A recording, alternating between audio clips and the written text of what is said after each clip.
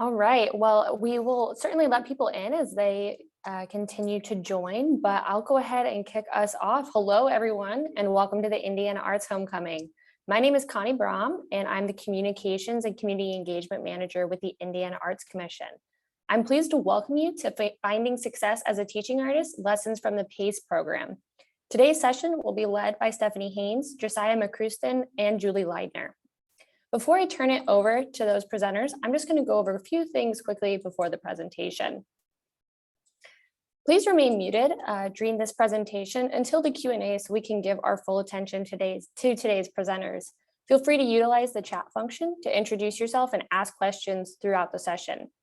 If you'd like to rename yourself in Zoom, you can do so by hovering over your image, clicking the three dots, and selecting Rename. Captioning is also available during this session and throughout the entire homecoming conference. You can turn those captions on by clicking the closed caption button in the bottom navigation bar.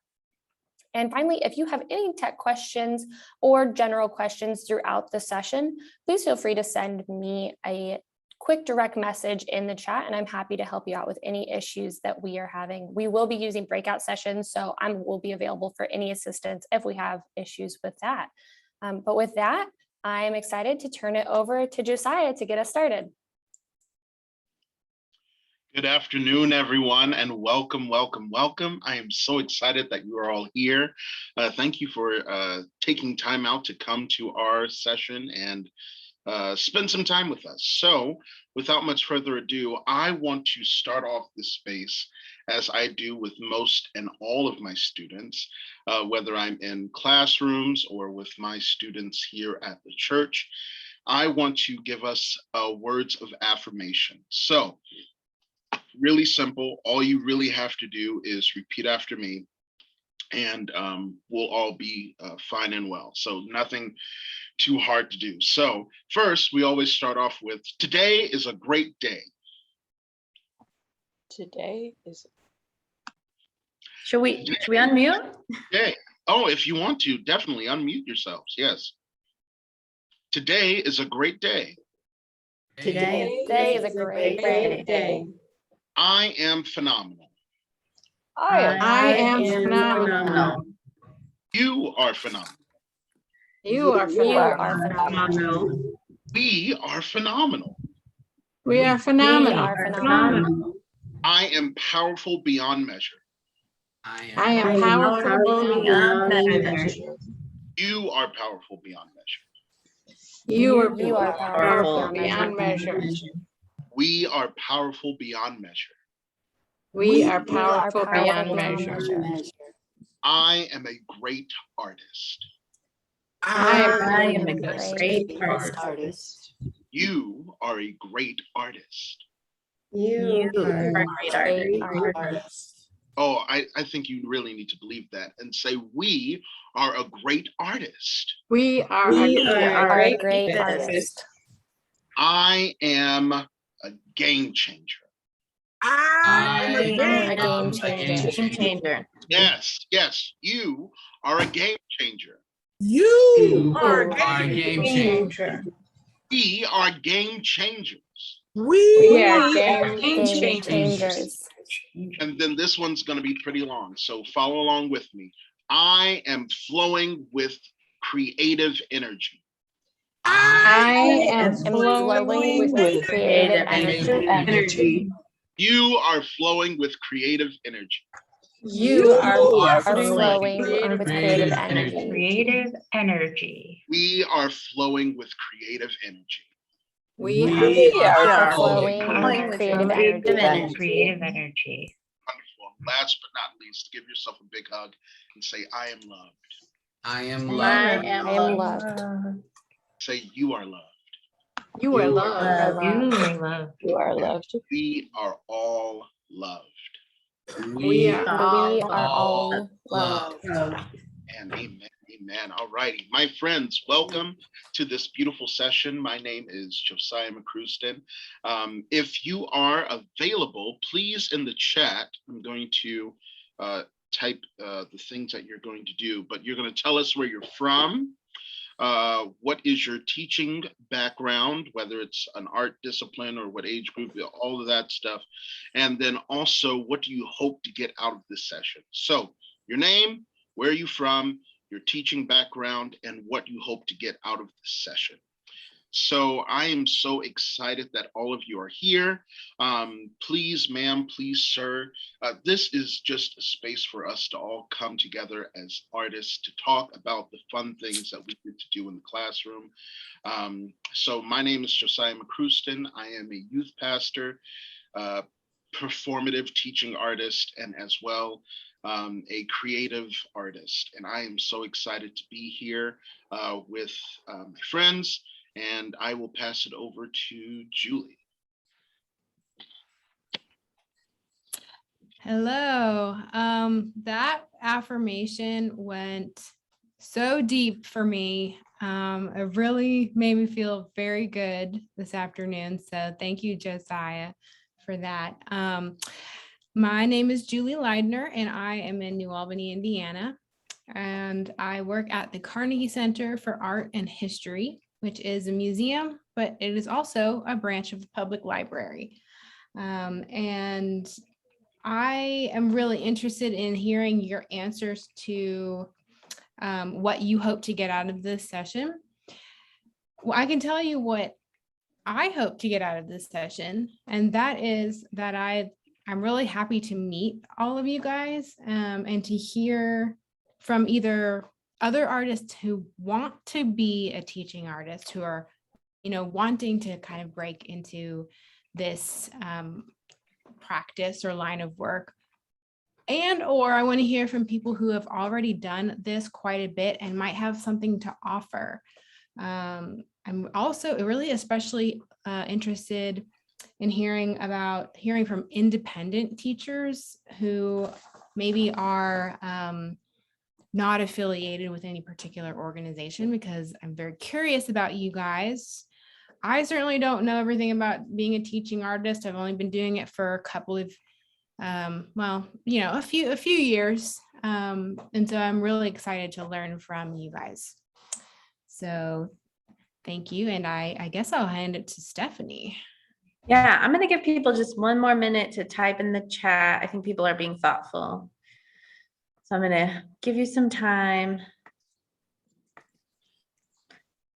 And I'm going to play some background music. Let us know why you're here in the chat. Of a time and place where history resides. Now, my apology. And Julian, Josiah can read the comments. We've got people from institutions, libraries, and arts organizations. We've got college level people. We've got K-12 people. It's good to know.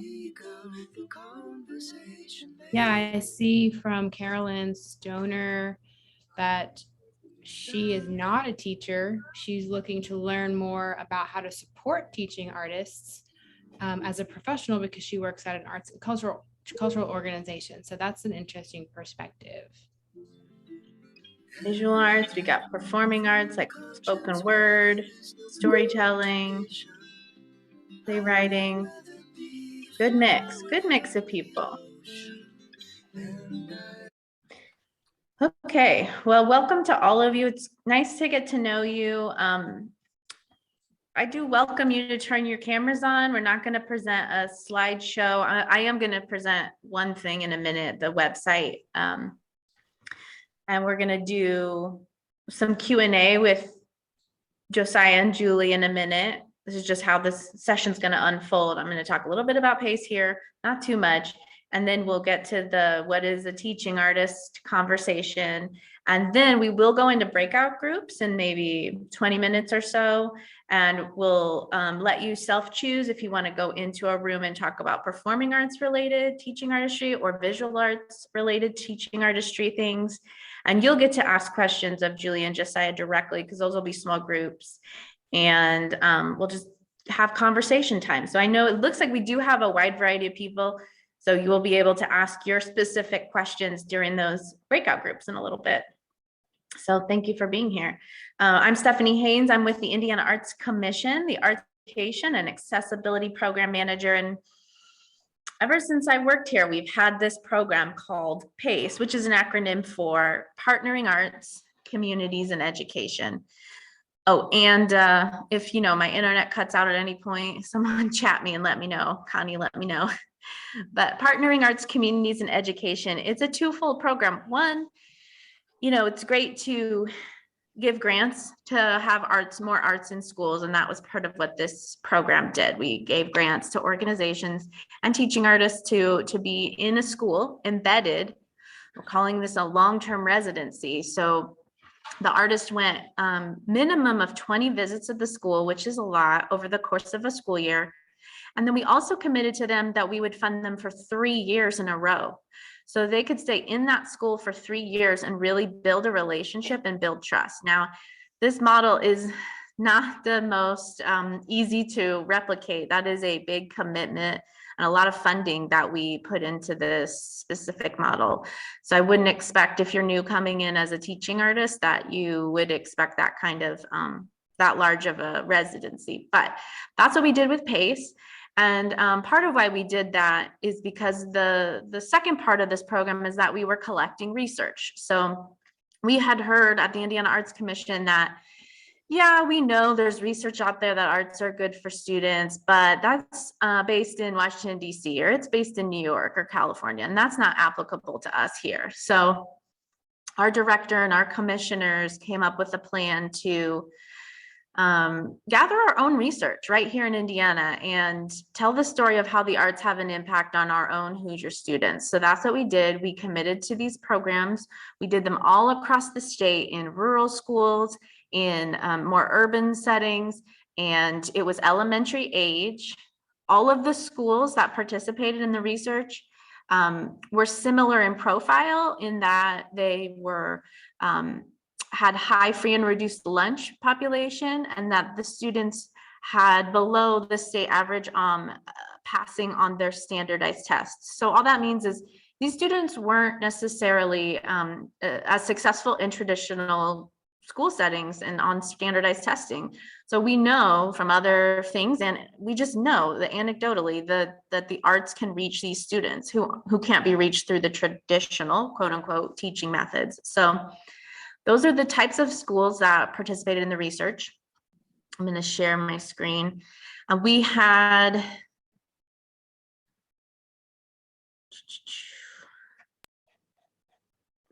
a professor out of Purdue take the data we collected and write a report every year. Here it is.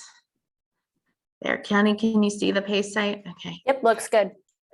Okay, so he wrote a report every year for the past 5 years on how this program is impacting Hoosier students. You guys are getting a special preview because this website isn't public yet, but we just finished our data collection this year, and we're going to be publishing at the end of this year this website where we celebrate the data, the research that we found, that it does make a difference. The arts in schools make a difference.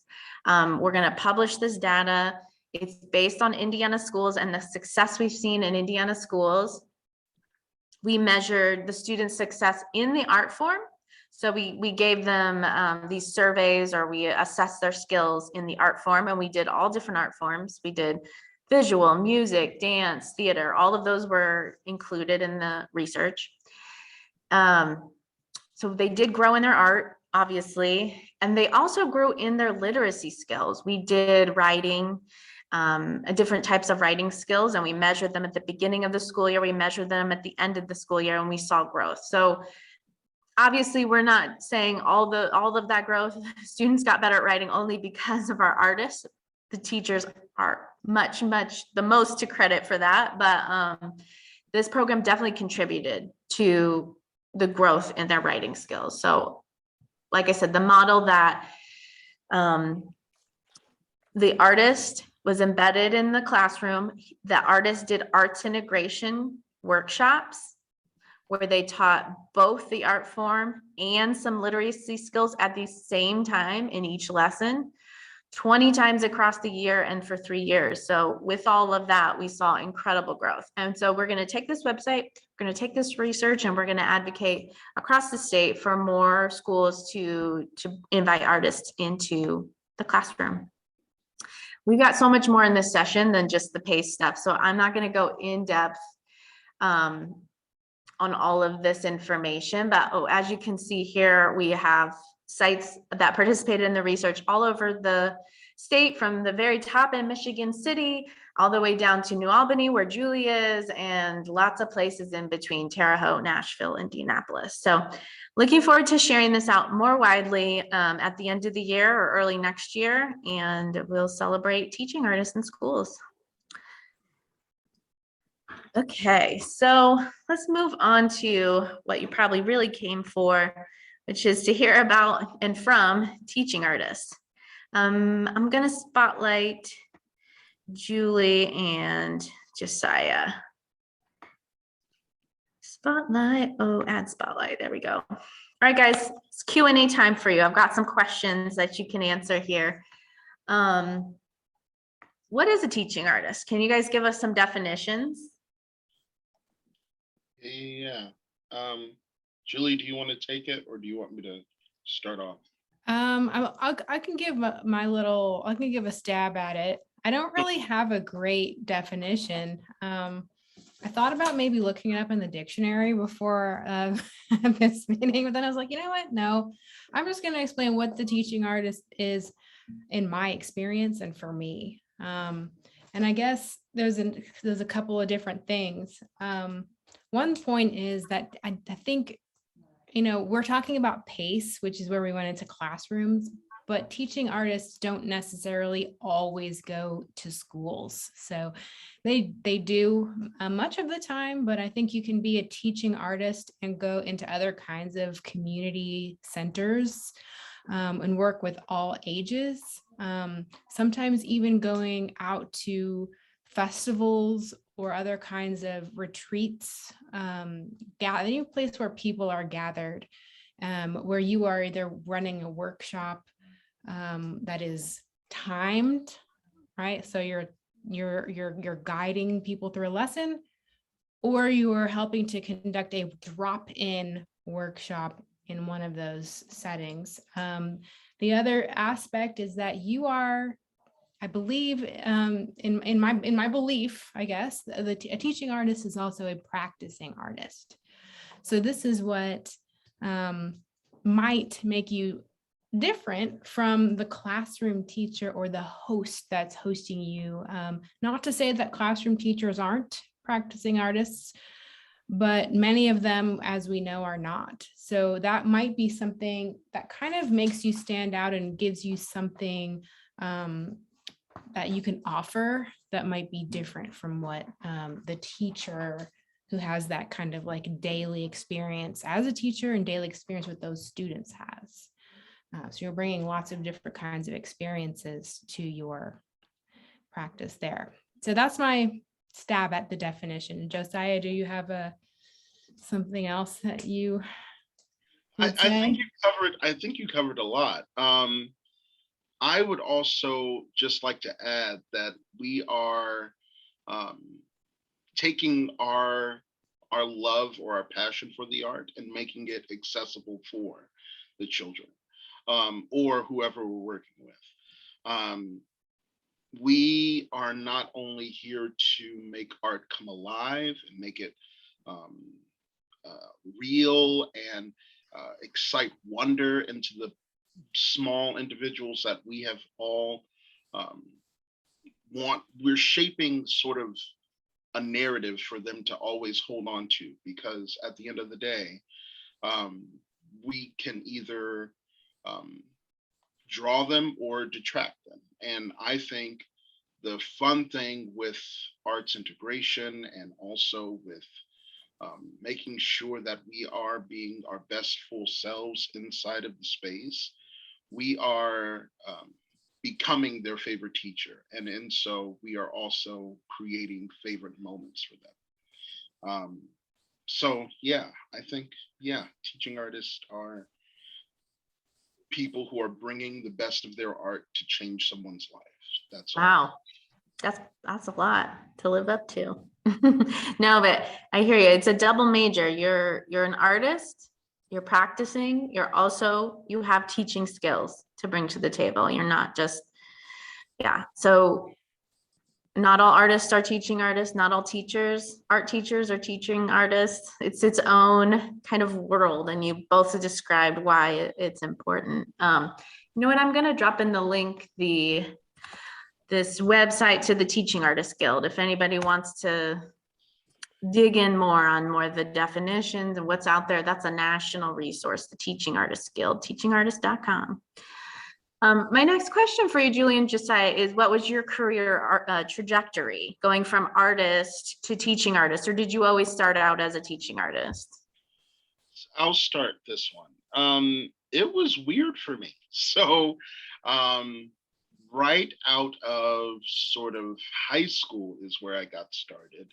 And this came with being a part of the speech and debate team at my alma mater high school, Ben Davis.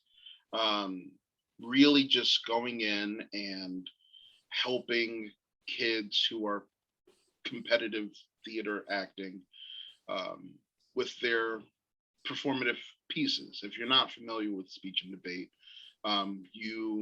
there are 3 different categories. There's like platform, where you stand up and you give a speech that you wrote, and then there's limited prep, where you stand up and you take a small article and you create a 7-minute speech, or you have performative pieces. That's where I came in. So there's poetry, drama, mixed media, where you can take a book, a YouTube clip, and a radio show, and you can create a whole entire argument around it. So with me, I sort of came into teaching artistry that way, and finishing up sort of my college studies, it sort of led me into different venues. So then it led into community theater directing, and then museum theater, and then working with different arts organizations throughout Indianapolis. And yeah, so my trajectory has been very interesting. Now I'm a youth pastor at Witherspoon Presbyterian Church, where I get to use artistry as a tool to connect faith and art together, and it's a lot of fun. So yes, that is my. And you did the PACE program. Tell us what school and how long you were in that school. So that was also through like a genuine ask. This is when I was co-working with Jordan Schwartz, who is at the Fonseca Theater Company. She asked me to help with this project through the Arts Council. And I said, sure, whatever you need. And we went to James Russell Lowell, where we worked with a set group of kids from 3rd grade all the way until 5th grade. We had it for 3 years. So 3rd, 4th, and 5th. Came in at the tail end for 3rd grade, whole year for 4th grade, and then COVID for the last of 4th grade into all of 5th grade. So it was very interesting. But we worked there, and we basically did theatrical arts for the kids at that site. And if Mrs. Byers and Mr. Lumley and Mrs. Jordan are all here, hello. Oh, and Mrs. Johnson, hello. Great. Julie, do you want to talk about your trajectory? Yeah, so I went to school for painting. I got my MFA in painting, wanting to be a professor. I wanted to kind of take that route. that teaching route. And I did adjunct for a while, but I found it, well, I graduated kind of around the Great Recession, and it was just so competitive, especially where I wanted to live, that it was hard to, I don't know, piece together. I had to piece together a lot of things. And that's kind of what brought me into being a teaching artist for a local museum. And so most of my teaching artist experience has been through museums. And so at first it was the Speed Art Museum, which is in Louisville, Kentucky. And I was their Saturday drop-in teaching artist in the museum. So again, at the very beginning, for those who are kind of new to this type of work, there is the drop-in is something that some teaching artists will find themselves doing, where you sort of are there for a period of hours, and you have an activity and people will come in, and maybe all ages. You don't have registered people necessarily, and you have to be prepared for whoever walks in the door to do something with the materials that you have set out. And again, this is visual art, what I'm doing. Eventually, I became a full-time museum educator at the Carnegie Center, which is where I am now. And then I was really able to help kind of do some long-term teaching artistry with the PACE program, for example. So in our PACE program, it was visual art based, and we went to local elementary school, S. Ellen Jones, and I visited 40 times in the 2019 to 2020 school year, probably more than that. But and what we did was we actually made we read books by Lisa Klein Ransom. My blur background is messing this up. And then we made our own book. The students wrote and illustrated their own book based on a story of a woman whose history is the basis of an exhibit at the Carnegie Center. So that's sort of it in a nutshell there. Yeah, and in the breakout groups, if anyone has questions about how did you teach through the pandemic as an outside teaching artist contractor, that was not the easiest thing. And if any of you are trying to do school-based virtual learning, you should ask these two about that. We're not going to go into it now, but in the breakout sessions, they both had their own approaches to that based on their art form. Okay, let's talk a little bit about how you balance your artistic identity, your identity as an artist, with this teaching artistry. It can kind of sometimes take over when you get a big project like the PACE project was, but how does that work for both of you? Okay, I will go first. So it's something that I have at times struggled with, this idea of being an artist who has a studio, in your own practice and the kinds of work that you do. And then also being a teaching artist, especially for these kinds of drop-in activities where, people will walk in with their babies, with their toddlers, and want an engaging activity. I struggled with that a little bit at first. It was, I think for me, it was probably a little bit of like post MFA ego, kind of like, this is my thing. This is what I do. I'm not going, I don't know how to, make these, make what I do into some kind of simplified art form for the masses.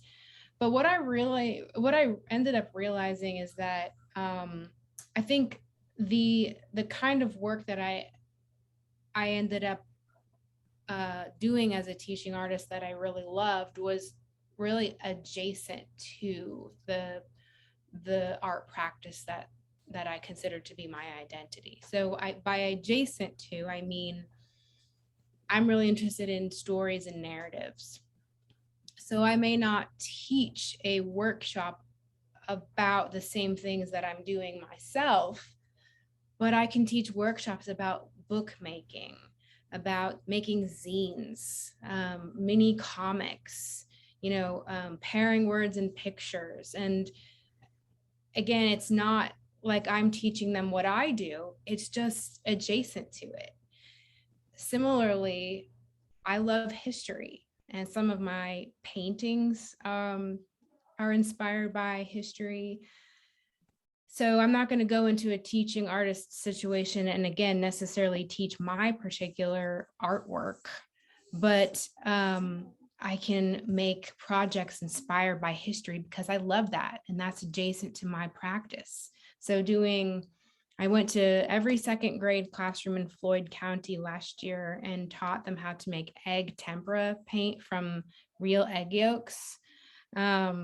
And it's the historic, method. And we talked a lot about old ways of making paint and weird paint histories. And I just got into it so much. I loved it. The students loved it. And it was close enough to my passion without being the same thing that's my passion in my studio. So I think if you can find that, be true to yourself, but have boundaries, and find that adjacent kind of theme that you can teach. I would mirror that and also say that I do not change in space. I am the same yesterday, today, and forevermore. It is one of those beautiful things that while yes, I am an artist, I don't lose that when I step into the classroom because I don't like change into a different Josiah. I am the same Josiah as I step in and talk to you about August Wilson as I would if I am giving a lecture on August Wilson. But there are different approaches I take, but I am still the same.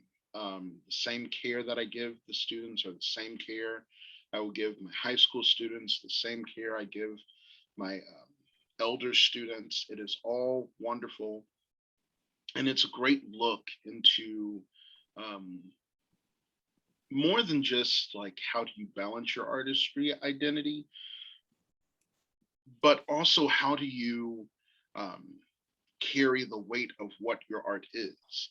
So are we just going to talk about the simplicity of this thing and not really go into depth, or can we carry the full like weight of our gifts and talents on our back and share that with other individuals so they can be excited? We aren't just trying to show them a flat bare minimum. We're trying to give them something that they can sink their teeth into and try to dig in and excavate what this art form really is. So if we show them the bare minimum or the surface, then they won't find ways to dig in. So I love the fact that you did the egg tempera, because that's like a historical piece that helps them go a little bit further and explore something down the line in the future. So yeah, beautiful, beautiful. Oh, very inspiring. Thanks, guys. Let me ask you another question. What is an early mistake you made in your teaching artist career? So let's just talk about you're getting started, maybe you're new to teaching. What was something that happened to you that was maybe an early mistake? Okay, I can offer one right off the bat, and that is, so I told you how I kind of came to it from an academic place, going through to get my master's. Oh, somebody clicked on my video. I came to it from a very academic place, and the first teaching experience that I had was teaching BFA students at RISD, which is fancy art school in the East End the eastern part of the country. And I think one of my biggest mistakes in teaching early on was setting up too high of expectations for my students.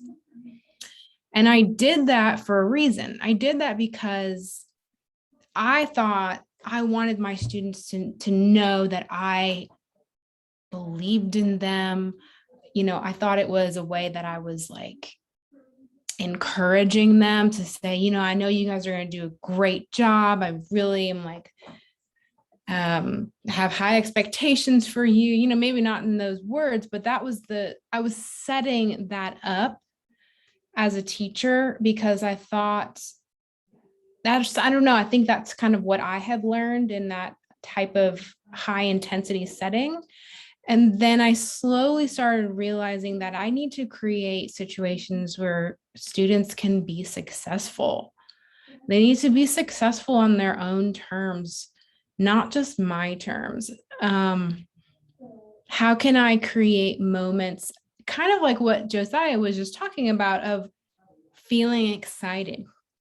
If I can have them feel excited about art the way that I do, I need to set up teaching scenarios where they can actually feel proud of something that they've been able to do, regardless of of what their background is. And that was I think that was my biggest early mistake as a teacher, not doing that. So this one is hard for me to say because I am such a friendly personality, but it is treating your students as friends. It's not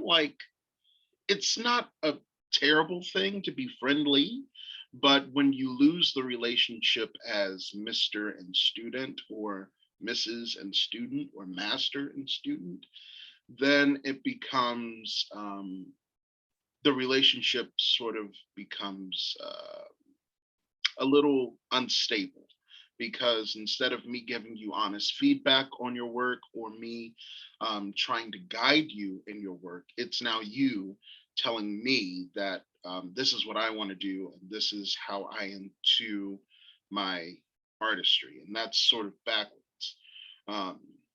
I know that you have these great ideas and I know that you have this urge and this hunger, but I really want to I don't want to set you up for failure by not giving you honest feedback and by me being your friend.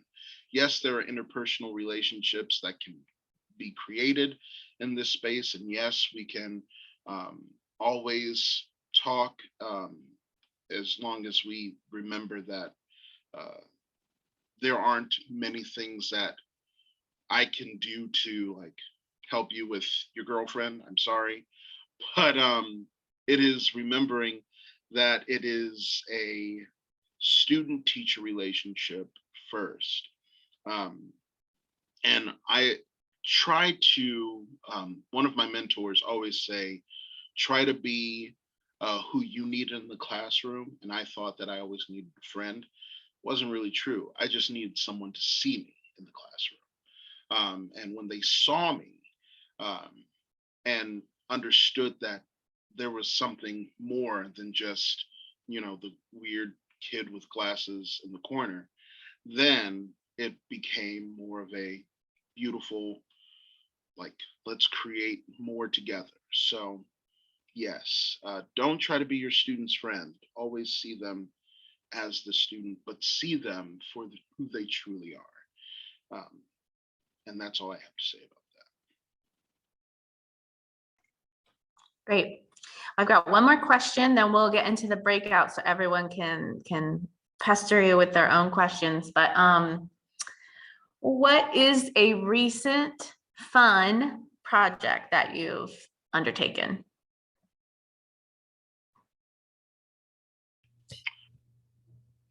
Ooh, I will say that one of the recent fun projects that I've undertaken is through PACE. It is the August Wilson Century Cycle video.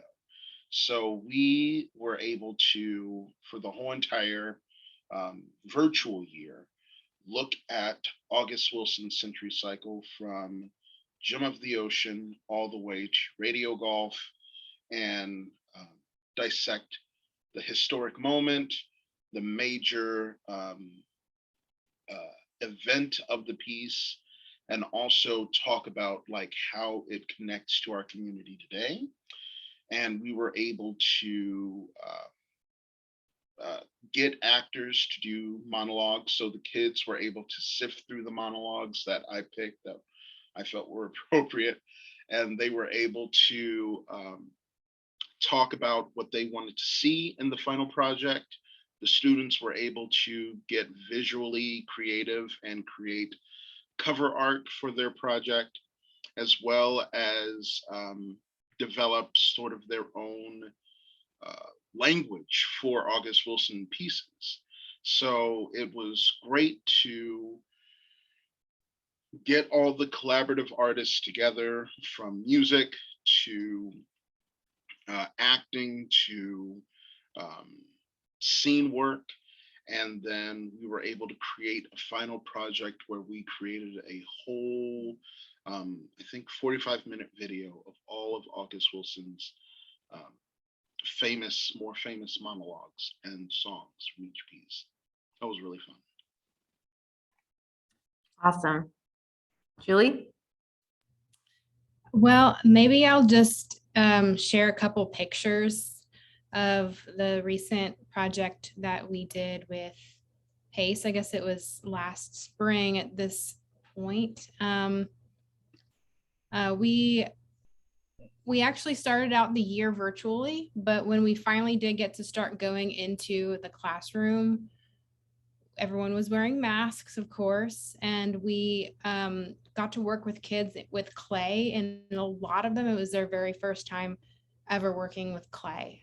These were fourth graders, and they learned how to create their own slabs, rolling them out, and it was a really wonderful like teamwork effort, because everyone had to kind of work in pairs, and carving them and writing.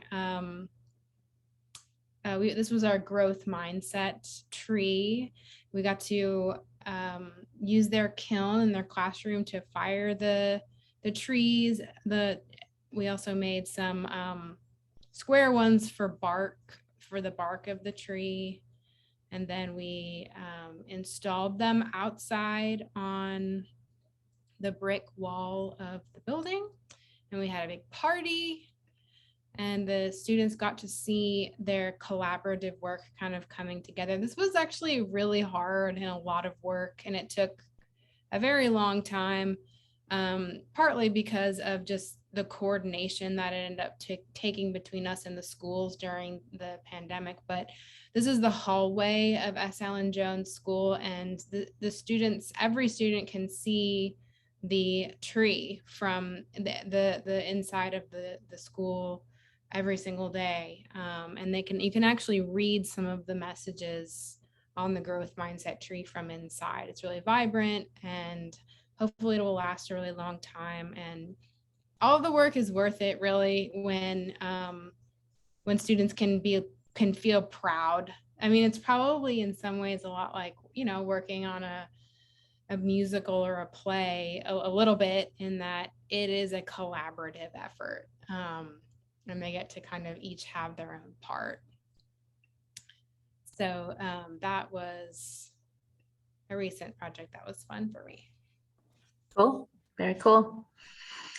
Okay, it's breakout time. I put in the chat a list of topics I thought if you're having trouble thinking of questions, you might want to ask of Julie or Josiah. Maybe one of those will ring a bell, and you might be curious how they do some of those things. Like I said, online learning, or like how to work with a school or integrated curriculum. But we're going to go into breakout rooms now. We're going to have one breakout room with Josiah that's going to be focused on performing arts, and then one with Julie that's visual arts.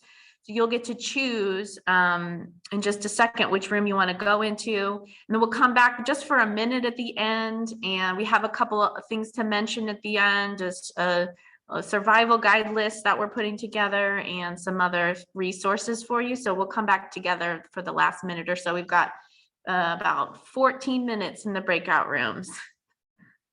Go ahead, Connie. Nope. Hey, how was that? Not enough time?